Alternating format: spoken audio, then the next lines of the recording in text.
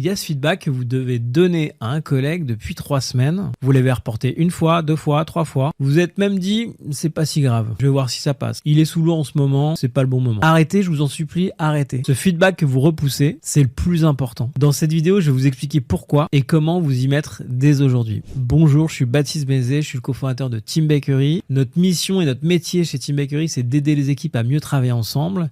Et dans ces vidéos, je vous partage des cas concrets que je rencontre en accompagnant des managers au quotidien. Regardons ce qui bloque, parce que c'est jamais vraiment une question de temps, c'est autre chose. C'est en réalité 3 mécanismes classiques. Le premier, c'est la peur de la réaction. Vous anticipez que la personne va se braquer, va se justifier, va partir en mode défense et vous préférez l'absence de conflit à la vérité. Le second mécanisme, c'est la peur de l'impact sur votre relation. Vous avez construit la confiance et vous craignez de l'abîmer à travers ce retour. Et enfin, le troisième point, c'est une question de doute sur votre légitimité. Qui suis-je pour lui dire ça? Peut-être que je m'en fais trop, peut-être que c'est moi qui ai le problème. Pour illustrer mon point, je vais vous donner un exemple concret qui regroupe ces 3 mécanismes. Votre binôme de projet, avec qui vous partagez le même bureau depuis 18 mois, n'arrive jamais préparé à vos points hebdo. Vous perdez 20 minutes à vous y retrouver à chaque fois. Dans ce cas, la peur de la réaction, ça va être, il va me dire que je suis trop rigide. La peur de l'impact, ça va plutôt être, on est potes, on va encore bosser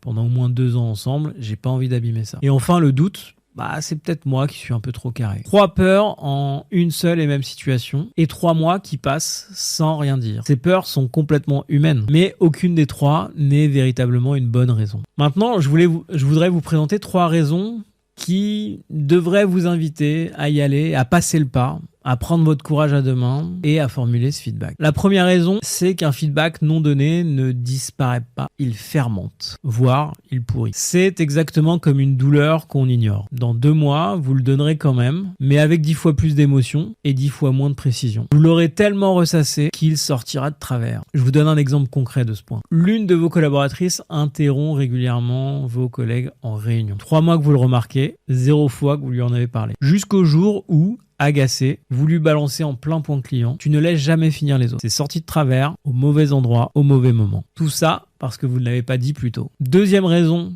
de ne pas attendre, la personne en face de vous perd du temps. Elle reproduit un comportement qu'elle pourrait corriger si quelqu'un prenait la peine de lui dire. En ne lui parlant pas, vous la privez d'une information utile. C'est pas de la bienveillance, c'est de la complaisance. Et à moyen terme, ça va vraiment empêcher votre collègue de progresser. On dit souvent que le feedback est un cadeau.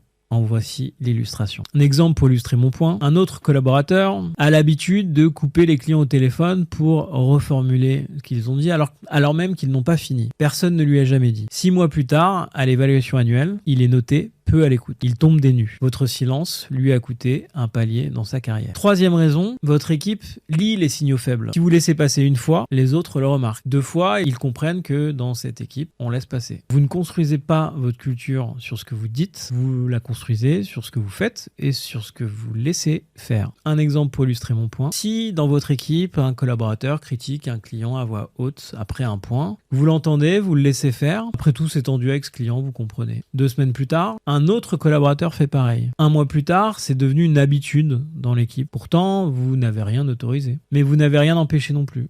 Vous n'avez rien rectifié.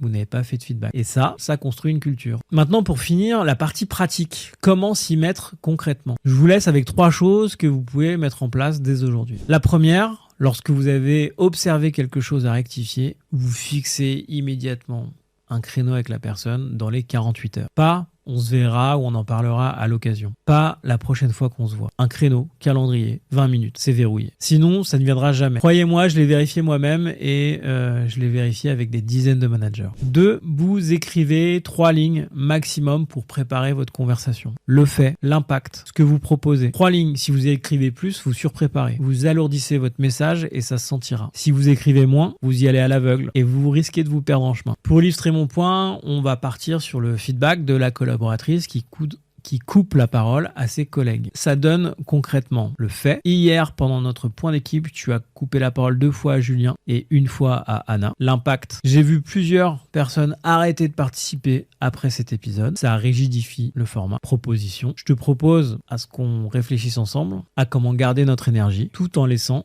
les autres exposer leur point de vue. 3 lignes, pas plus, c'est suffisant. Enfin, troisième chose à faire pour passer à l'action, vous ouvrez la conversation avec la phrase qui désamorce tout. J'ai un truc à te partager qui n'est pas évident à dire. Pourquoi ça marche? Parce que vous reconnaissez la difficulté au lieu de la cacher. La personne en face va passer d'un mode « mais qu'est-ce qu'il me veut ?» à un mode « ok, c'est un sujet qui a l'air sincère, j'écoute ». Exemple, avant d'aborder avec votre collègue senior son attitude qui vous gêne depuis quelques semaines, vous ouvrez avec « j'ai un truc à te partager qui est pas évident à dire ». 3 secondes.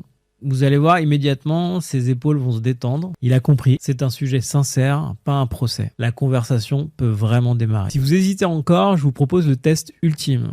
Réfléchissez à la situation, à ce qui vous gêne et projetez-vous dans 6 mois. Est-ce que dans 6 mois, ça continuera à vous gêner? Si la réponse est oui, alors il faut en parler tout de suite. Maintenant, dans les 48 heures. Je compte sur vous. Cette vidéo clôt la série sur le feedback. 4 vidéos pour s'approprier l'outil numéro 1 du manager. Si cette série vous a plu, pensez à vous abonner. D'autres séries vont arriver très rapidement. Je vous remercie de votre attention. Si vous êtes à la recherche de ressources pratiques pour passer à l'action avec votre équipe, je vous invite à faire un petit tour dans la description de cet épisode.